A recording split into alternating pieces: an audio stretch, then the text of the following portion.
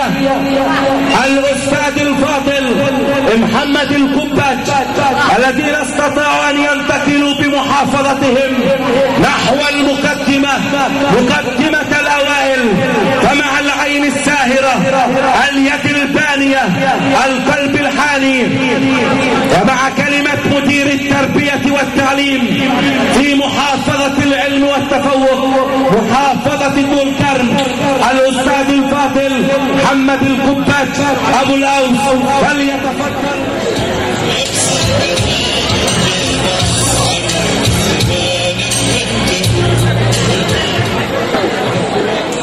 بسم الله الرحمن الرحيم.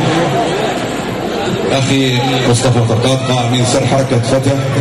إقليم طول كرم، والإخوة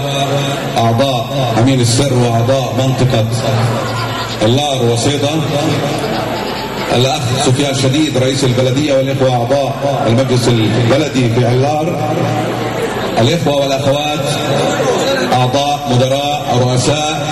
وأعضاء الجمعيات الخيرية ونادي علار، أخي مدير شرطة مخفر علار أو مركز علار، زملائي مديرو ومديرات المدارس، المعلمون والمعلمات في مدارس علار، الإخوة والأخوات أولياء الأمور، أهالي علار وأهالي صيدا، أبنائي الطلبة الخريجين، الطلاب والطالبات، الحفل الكريم، الحضور الكرام، أسعد الله مساءكم بكل خير. أقول لأخي سفيان: وشهد شاهد من أهله، ذكر قبل قليل أن نصف طالبات مدرسة قناة علار الثانوية في الفرع العلمي حصلنا على معدلات فوق 90%، وهذا يدل على أن هذه المدرسة بعافية، ولكنني أتفق معه بطموحه وبطموحنا جميعا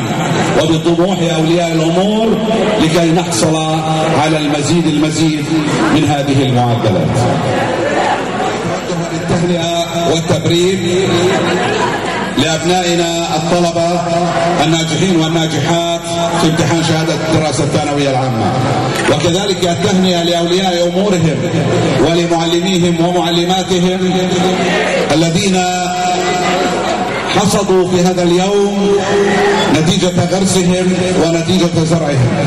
فكل التهنئة وكل التحية لأولياء الأمور الذين سهروا على راحة أبنائهم ووفروا لهم وسائل النجاح، وكذلك كل التحية للأسرة التربوية في مدارس علار الذين سهروا أيضا وجدوا واجتهدوا طوال عام دراسي كامل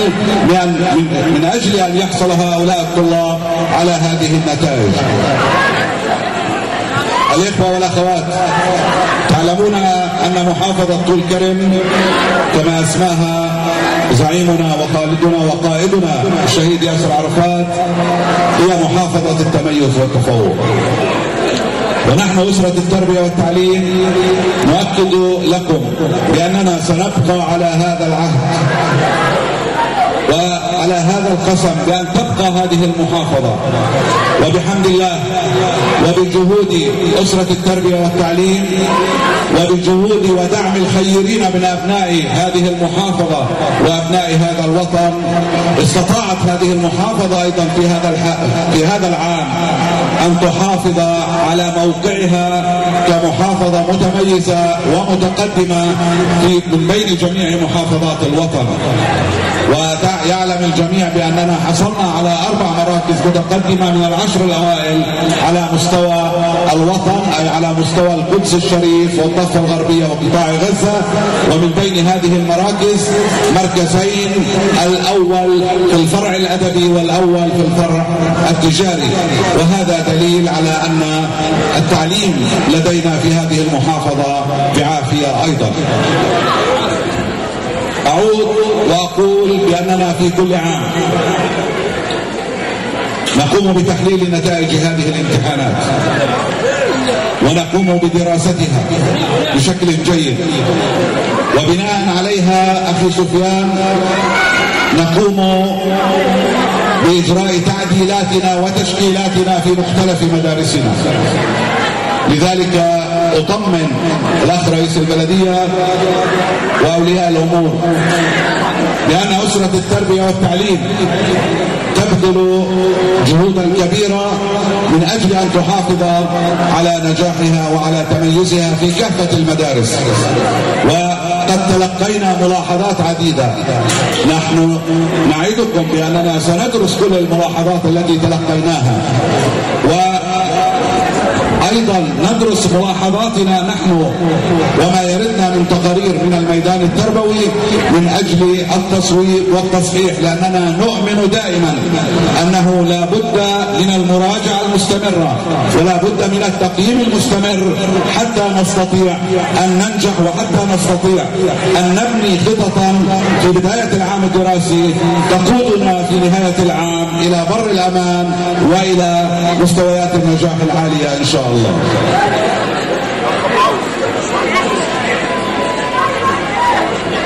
بخصوص المدرسة الجديدة أعتقد أنه بلدية علار زودتنا وقبل 25 يوم بالضبط بآخر الأوراق الرسمية في قطعة الأرض الجديدة، ونحن بدورنا وعدنا علار وأهالي علار وبلدية علار بأننا سنقوم بمتابعة هذا الموضوع، وأخذنا وعدا من وزارة التربية والتعليم بأن المدرسة ستدرج على أحد المشاريع القادمة إن شاء الله. في الختام أتقدم بالشكر الجزيل لكل الإخوة القائمين على هذا المهرجان، بلدية علار والمؤسسات الفاعلة في علار، وكذلك الإخوة في حركة التحرير الوطني الفلسطيني فتح على هذا التنظيم وعلى هذا الإعداد. وأعتقد أخي سفيان أن من يقف هنا ويرى هذا المشهد ويرى هذا الحج من أولياء الأمور من الآباء والأمهات أستطيع أن أقول لك أهنئك أنت وأخي مصطفى في علار، لأن أهالي علار يعشقون العلم ويشجعون العلم، وبذلك يستحقون كل الاهتمام من الأسرة التربوية. شكرا لكم، السلام عليكم.